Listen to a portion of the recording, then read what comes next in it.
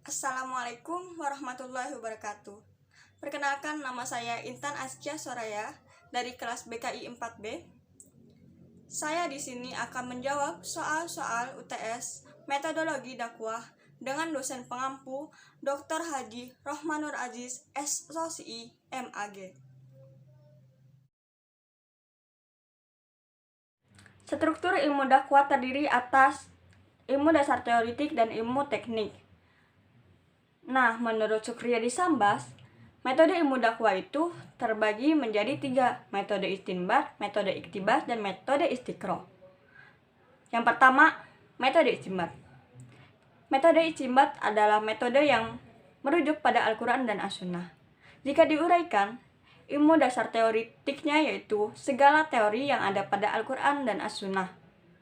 Sedangkan ilmu tekniknya yaitu seperti ilmu bil hikmah, mauidhah hasanah, dan bermujadalah.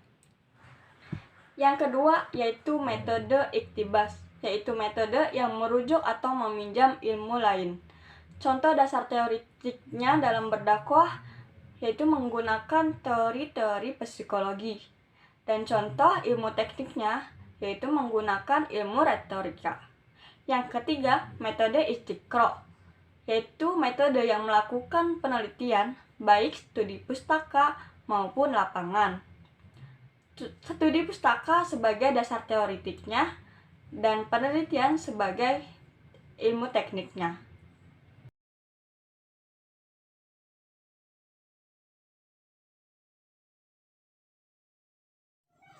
Mabadi asyarah yang pertama yaitu al-haddu.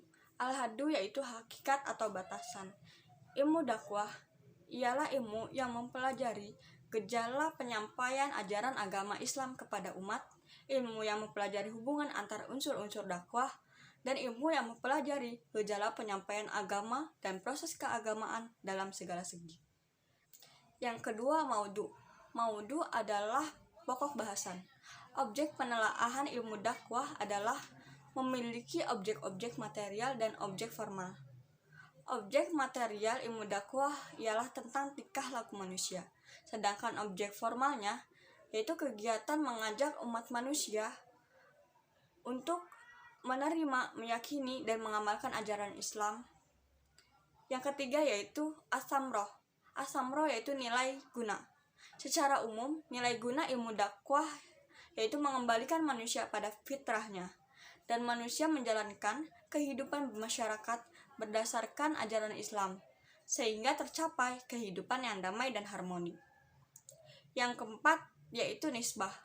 Nisbah adalah kaitan dengan ilmu lain.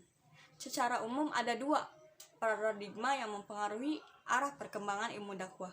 Yang pertama, bila ilmu dakwah hanya diletakkan pada kelompok paradigma logis normatif, maka ilmu dakwah harus dikembangkan sejalan dengan perkembangan ilmu-ilmu tradisional Islam. Yang kedua, bila ilmu dakwah dikaji secara empiris, maka ilmu dakwah harus diletakkan dalam kelompok-kelompok ilmu perilaku atau ilmu sosial. Yang kelima yaitu fadl, kepakaran atau keutamaan. Keberadaan ilmu dakwah cukup dirasakan urgensinya dan mempunyai kedudukan yang sangat strategis. Yang keenam yaitu wadi atau peletak dasar. Pada tahun 1912, pemikiran dakwah mulai dirintis menjadi ilmu pengetahuan. Sejarah pemikiran dakwah sebagai suatu disiplin ilmu atau disiplin keilmuan yaitu pada tahun 1918 di Fakultas Usuluddin, Universitas Al-Azhar, dengan pencetus gagasannya yaitu Syekh Ali Mahfuz. Sedangkan di Indonesia, pertama kali dakwah hanya berkembang di pesantren saja.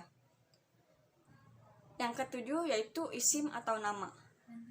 Istilah yang berhubungan erat dengan dakwah antara lain tabligh, khutbah, nasihat, fatwa, tabsyir atau targhib, dan tanzir atau tarhib. Yang kedelapan yaitu dasar ilmu. Sumber ilmu dakwah ialah Al-Quran, As-Sunnah, dan produk-produk ijtihad seperti qiyas, terus ijma, dan lainnya. Yang kesembilan yaitu hukum. Berdasarkan ayat Al-Quran, mayoritas ulama sepakat bahwa hukum dakwah ilmu adalah wajib. Yang ke-10 yaitu masail. Masail yaitu permasalahan atau problematika. Masalah yang dikaji adalah berbagai hal yang berkaitan dengan dakwah pastinya.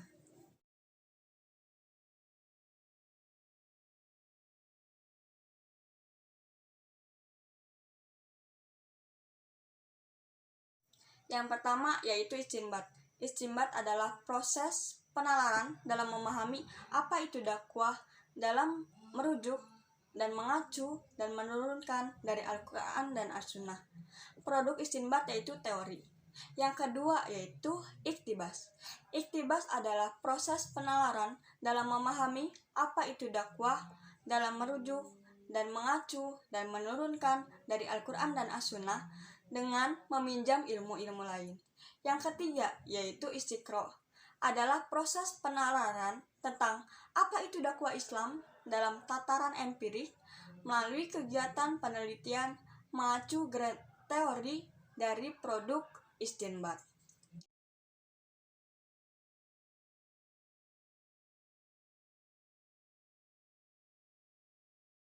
Pengetahuan. Pengetahuan adalah informasi yang sudah diketahui oleh seseorang yang kebenarannya masih belum diuji dan dikaji. Pengetahuan ini bisa menjadi ilmu jika telah diuji dan dikaji kebenarannya. Ilmu adalah pengetahuan tentang suatu bidang yang telah disusun menurut suatu metode tertentu sehingga dapat dijelaskan secara rinci dan memiliki kebenaran yang bersifat umum. Metodologi yaitu ilmu tentang cara yang digunakan untuk memperoleh kebenaran melalui prosedur dan kaidah tertentu. Adapun cara, prosedur, dan kaidah yang dipilih haruslah benar.